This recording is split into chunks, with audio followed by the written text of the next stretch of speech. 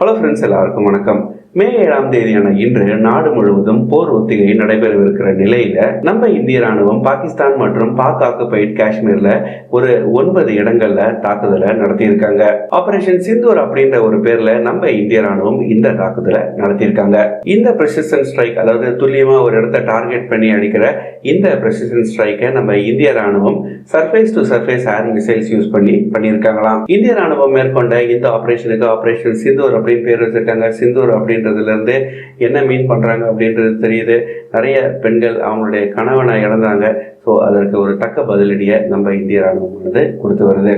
நம்ம சென்னை நகரை பொறுத்தவரையில போர் ஒத்திகையானது நாளை மாலை ஒரு 4 மணிக்கு தொடங்கி 4:30 மணி வரை நடைபெற போகுது. இந்த போர் ஒத்திகையானது நம்ம சென்னையில 2 இடங்கள்ல நடக்க போகுது.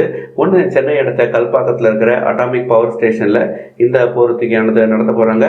அதே மாதிரி நம்ம சென்னை போர்ட் ட்ரஸ்ட்லயும் இந்த போர் ஒத்திகையானது மாலை ஒரு 4 மணிக்கு தொடங்க போகுது. சிவில் டிஃபென்ஸ் டிஸ்ட்ரிக்ட்ஸ்ல நம்ம சென்னை நகரம் கேட்டகரி 1ல இருக்கிறதுனால நம்ம சென்னை நகர்ல இந்த போர் ஒத்திகையானது நடக்க போகுது.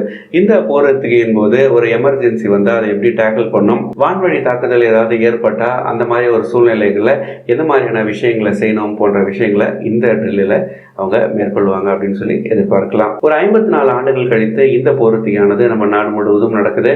நம்ம சென்னை நகரை பொறுத்தவரையில போர் ஒத்திகை அப்படின்றது நம்மளுக்கு ஒன்றும் புதுசு இல்லை. ஏன்னா நம்ம போர் ஒத்திகை 1945ஆம் ஆண்டு தொடங்கிடுச்சு.